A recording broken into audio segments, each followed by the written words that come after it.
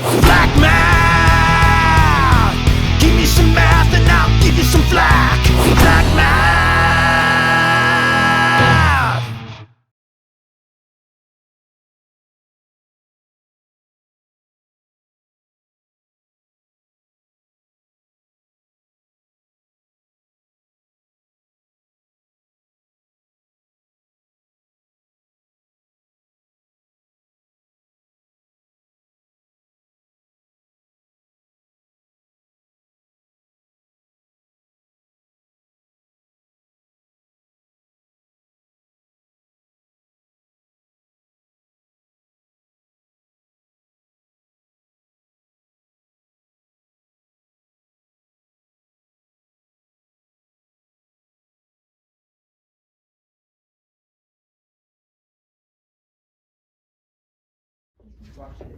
Okay, so we are going to graph linear equations. What is a linear equation? What does the graph of a linear equation look like? It's a line on a graph. It's a line. That's why it says linear, because it's a constant rate of change. What do we call that rate of change on a graph? Slope. Slope, that's right. Okay, so it's for every this much, you're increasing or decreasing this much type of thing. This is part one. We're gonna spend a lot of time graphing linear equations. So this is just part one. Okay. So if we have an equation like so, y equals 2x minus 3, there is a shortcut on how to graph this equation using the slope-intercept method. This is already in slope-intercept form, but if you forget that, what you could do is just the old-fashioned way, which is make an XY table. Okay, and then you're gonna pick some X's, plug those X's in, and then see what Y spits out, okay? So give me an X. What's always the easiest one to start with? 2. 1 is the next easiest, but what's the easiest? 0. 0. So if you plug in 0 for X, that's gonna knock that term out, and you're gonna be left with -3. If you plug in 1 for X, you get 2 minus 3, which is -1. Plug in 2 for X, you get 4 minus 3, which is 1. You guys see how I got those values? I'm a 7. You what? I'm a 7. You're 7? Yeah. I could see that. Wait, what's I the can 7? see Your that. primary type is 7. In this section, we'll dive deep into the 7 profile to understand. Oh, that's just like how it's done. Okay, let's say it. In a nutshell, 7s are defined by their desire to experience everything good and pleasurable that the world has to offer, while avoiding pain, boredom, and limitations. Although 7s appear enthusiastic and fun-loving, deep down they have a fear of getting stuck in negative emotions. Thus, they tend to disconnect from their deeper feelings, instead focusing on their imagination and zest for life to keep them moving forward and gather new pleasurable experiences. That's what a 7 is. Imagine Take the Enneagram. life. I just sometimes literally being got thumbed sad. up. Personality trait. Okay, so guys, we're gonna graph this Interesting personality. as best as we can without graph paper. Luckily, your problem set templates will come with graph paper, so that's awesome. So you don't have to really do this. What's that? Is it okay that I don't use Yeah, problems set but templates? I would, if you're not going to use it, I would recommend using graph paper. Yeah, I didn't know where my three was. Yeah, that's great. So that's awesome. this If is what I you use usually that, use. that's great. Yeah. Okay, so let's graph these points. 0, -3. Remember, left or right first. So we're gonna go left or right 0, and then we're gonna go up or down. So how do you go up or down -3? Which way do you go? Down. Okay, so there's 0, -3, 1, -1, 2, 1. So this forms a straight line. Okay? So if you want to do it this way, if you forget the shortcut, so the slope-intercept shortcut, then you can do it this way. But you don't have to. So really you just need 2 points, right? Because 2 points, we know from geometry, makes a straight line. But so that third one is kind of more of a insurance policy to make sure that that line is gonna is straight. So if you get 3 points that are not collinear, then you either evaluated something wrong or you graphed wrong or both, okay? So I always pick 3 points just to be safe, to make sure it's gonna make a straight line. Because if you only have 2 points, well, that will always make a straight line, right? So if you pick 3, then that will ensure that it's a straight line. Okay, that is the old-fashioned way of doing that. But there's another way, okay? There's another way. So you can, the slope-intercept is another way, but I'm gonna show you one more. So this is graphing, basically plotting points, okay? So picking points that work and plotting them. The other one is graphing a linear equation using intercepts, plural, intercepts. So when I say intercepts on a graph, I'm talking about the x-axis intercept, where it crosses the x-axis, and where it crosses the y-axis, okay? So over here, you can tell, you know that it crosses the y-axis at -3, right? So when x equals 0, see how we didn't go left or right at all there. So when x equals 0, then y is -3. So how do you find the x-axis intercept? Well, what do you know about every point on this line here?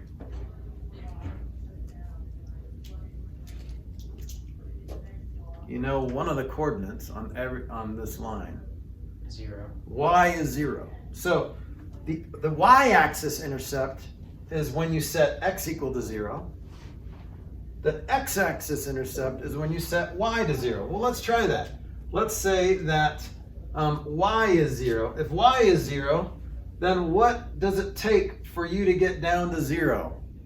What times 2 minus 3 equals 0? Well, let's make it simpler. Let's say 0 equals 2x minus 3. Let's solve this. Put that -3 over there. So you get 3 equals 2x. Divide 3 in half. What do you get? 1.5, right? And look, if this was a perfect graph, then it would have crossed right at 1.5. So now you have 2 points that you can just connect to get a line.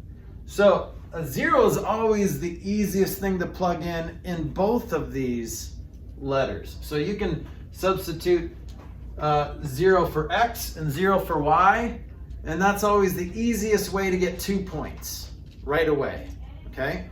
And I would argue that, well, 1's pretty easy too, but it's not, that's just another way to do it. So graphing a linear equation using intercepts is really the same thing as what we just did.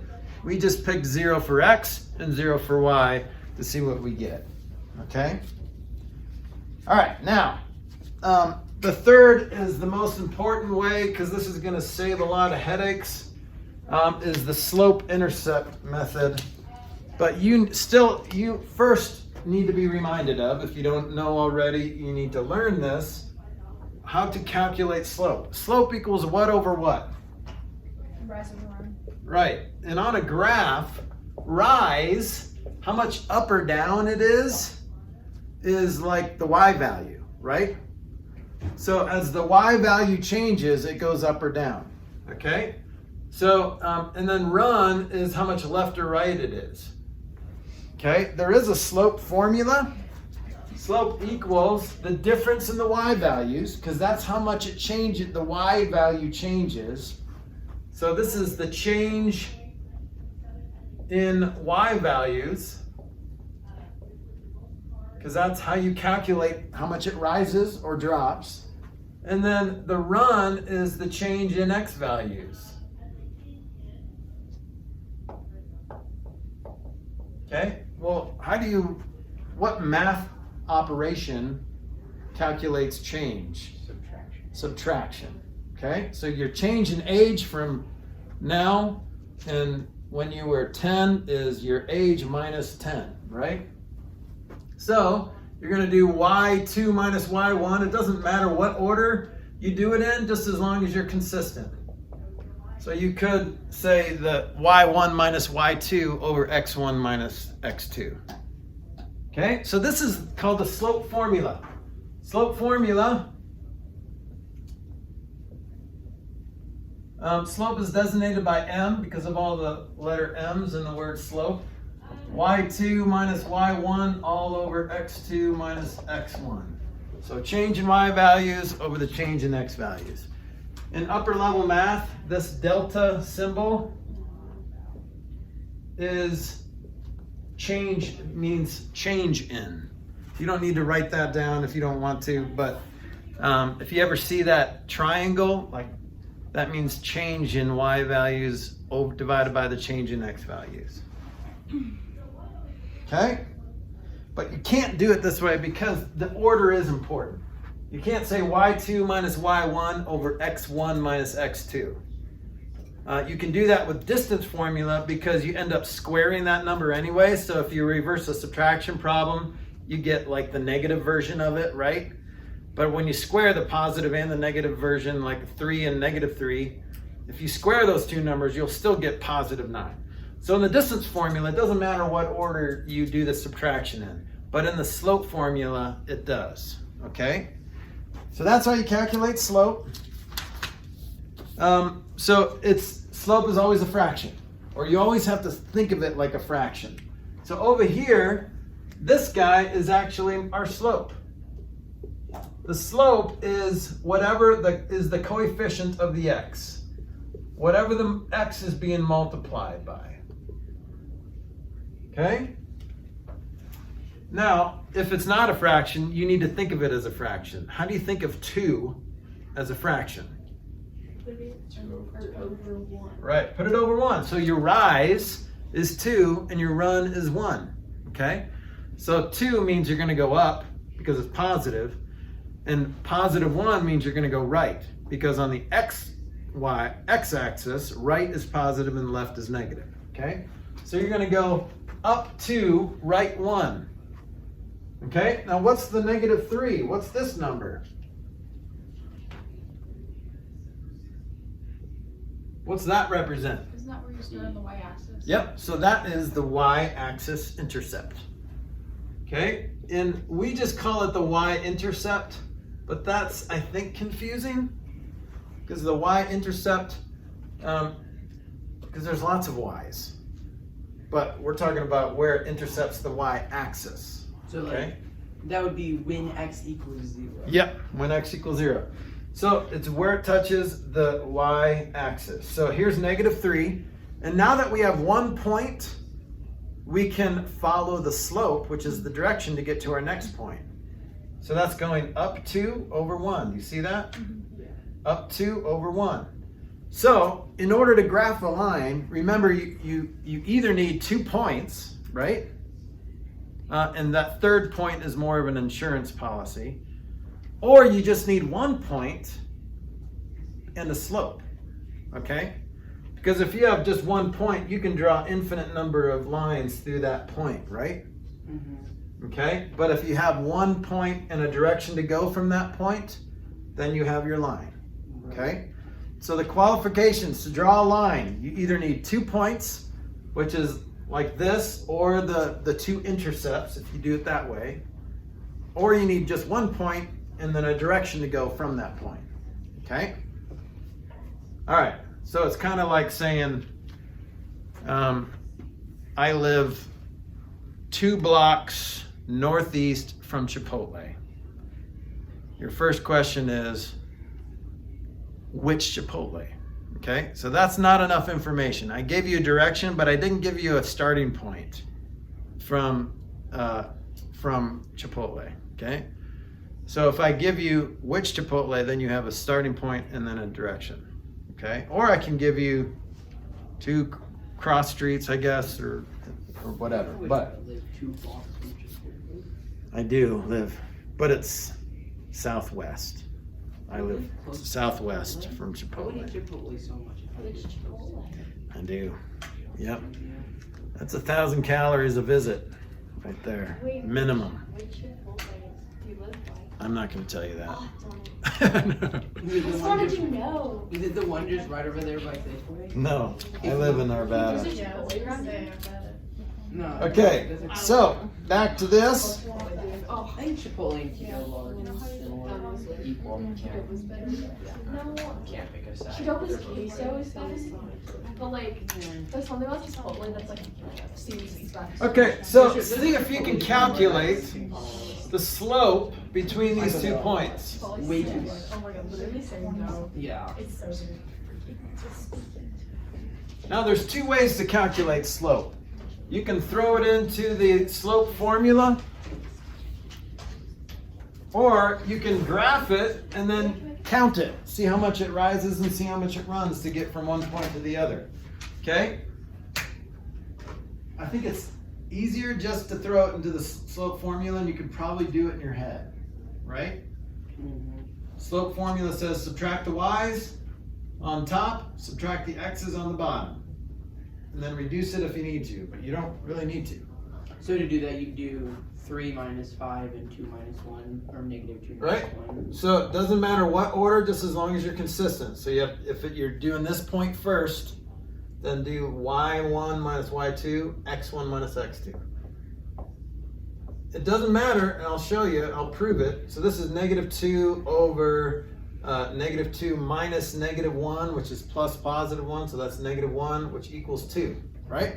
So let's reverse it, see if we get the same thing. Y equals 5 minus 3 over negative 1 minus negative 2. Okay, you see what I'm doing? It's the same formula, but I just reversed it. So 5 minus 3 is 2.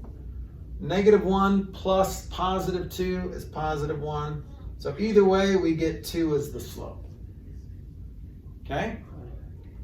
All right, so you don't really have to, if I wanted to write the equation that went through those 2 points, well, now I know the slope.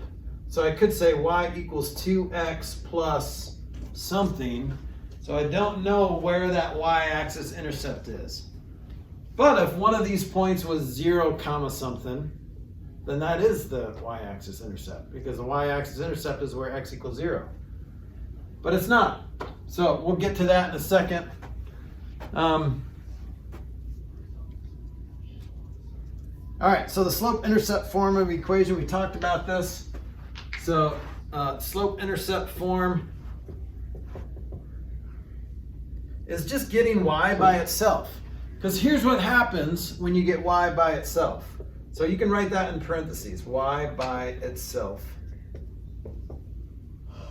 Y equals mx plus b. So m stands for slope because of all the m's in the word slope.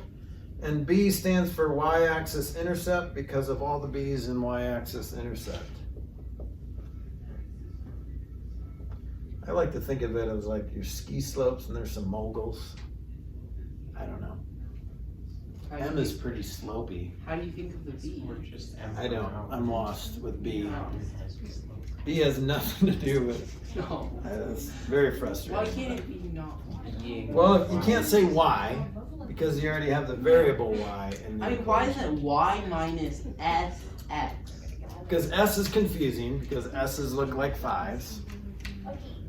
But yeah, I think, and we use s for like scale factor and things like that. Sometimes actually we use sf or k.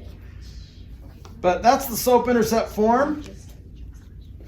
Okay, so here's something that's good. And this will be on your SAT if you guys are taking your SAT.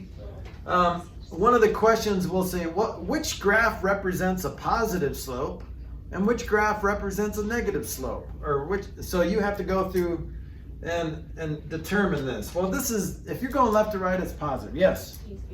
Yeah. So if you're going left to right, so take your little Tonka truck, okay, and then go from left to right. Is that going to be an uphill for that Tonka truck or a downhill?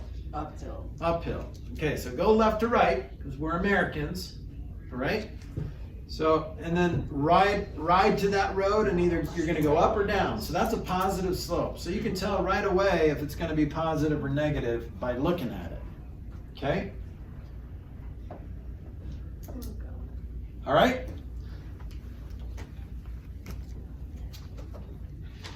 Do British people read right to left or something? Canadians? No, I think some people read top to bottom, but I think they go left or right. What? Do they? Jap in Japan, they read right to left. Boom! There you go. But we're from And the America. books are like, not this way, they're this way. Japan's confusing.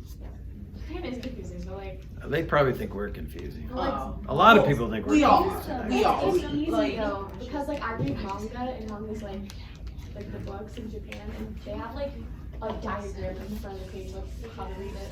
Yeah. So it's like actually really easy. Yeah, we don't need diagrams to read our books. Well, Well, right, the but they don't Japanese need people, they don't need diagrams. diagrams It's to read just their for books. English readers, but. We're just incompetent. Okay, Yeah, so exactly. let's graph this. Dummy. You ready? And you can just sketch it. Doesn't have to be perfect on your paper. If you have graph paper, it'll be a lot easier. But I want you to graph this equation. Y equals -1/2 x plus 3. Graph it. Go. As quick as you can. It doesn't have to be perfect. Just sketch well, it. it kind of does because you can get it wrong, but But I'm confused. it doesn't have to be perfect. Perfect does that mean I can get 100% on every test? Well, I'm just talking about this example. No, because that would be perfect. The grade would be perfect, which it doesn't have to be. Oh.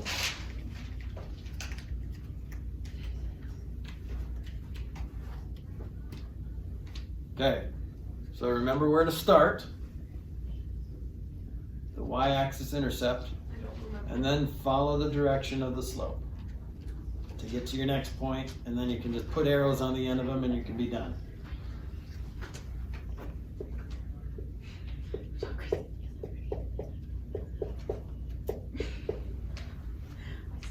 Is it like how you start? Is that like the 0 equals, like we're changing to 0? You could do the two intercepts, but I want you to graph it using the slope-intercept formula. Slope-intercept form. Formula? Well, I not was the just- formula, but the form. It's already in slope-intercept form, Yeah, which is right. nice. Get it. So now you just have to, it reveals all the secrets. When y is by itself, it reveals all the secrets of the line. There's only 2 secrets. Where one of the points is, because that's the y-axis intercept, boom. And then the direction to go from there. What's -1/2 mean? Down 1/2. Down 1/2. So there's only one negative sign. Okay, so you can either go up 1 left 2 or down 1 over right 2. Doesn't matter. So it'd be Down like 1/2. Down 1/2. Down 1/2. So it looks like that. What? I messed up. I did I too. don't get it. I just got down 1/1. So do you see how this is? This is the it's a rise. half? I thought it was just 1. This is the rise, Okay. and this is the run. Okay. So negative means a -1 means you're gonna rise. What does it mean to rise -1? Go up. Up. Go down 1. So to go Negative up -1 means Go going up down 1. -1. Yeah, and then over 2, blip blip, to your next point. So that's 2. Positive 2 means 2 to the right. So -1/2. So this is 2 steps. You're gonna go down 1, right 2. Okay. Okay. So, but this is where you start. So you go to the end of the equation to figure out where you're gonna start.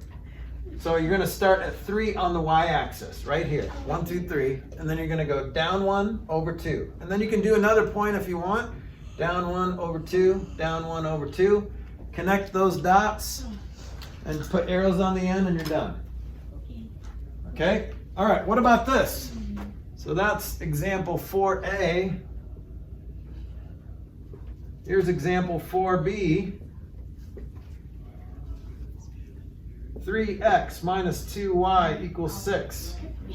Well, what's the problem with this? It's not in slope. It's not in slope-intercept form. Slope-intercept form just means getting y by itself. So, get y by itself. Get rid of everything except y. Can't you just move it to the other side? You could move I this. mean, move x to the other side. Yeah. Move x to the other side and then divide the 2. Well, because then Yep. it'd just be 2x and then 6 minus 3x. So what is positive 3x on this Negative side? 3x. Minus 3. Okay, so now we're left with negative 2y equals negative 3x. Put the x first, because that's slope-intercept form, right? The x is first and then the constant. When you have to divide everything by negative 2 now.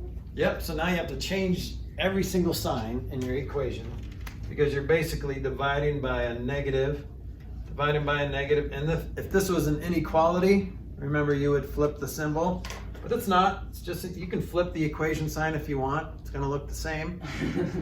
Okay, so you get y equals negative 3 divided by negative 2 is positive 3/2 x. And then a 6 divided by negative 2. See how you're dividing everything by negative 2 is negative 3. Wait. I just get the negative 3. So you're dividing both of these 6 terms by divided negative by 2. negative 2. Oh, okay. Yeah, so you're just dividing, it's like the distributive property of division. Does that say Okay. 3 over 2? I cannot see that. Yeah, so this is 3 over 2 because it's negative 3x divided by negative 2. So negative 3 divided by negative 2, the negatives cancel. So it's just 3/2. And always don't change it to an improper fraction, right? Because improper fractions are going to mess everything up because you need a number over a number to get slope. All right. So how do you graph this? Where do you start? Y-axis. The negative 3. Negative 3. So 1, 2, 3. I'm going to start there. Now what? Go Now you're going to Now go go up, up 3. up. Up 3 over 2. up 3. Good. What she said. Good job, Gmo. Up 3 over 2. So we're going to end up there. You can draw more points if you want, but that's enough for me. If it's enough for you, just connect the dots and put arrows on the end and move on with your life.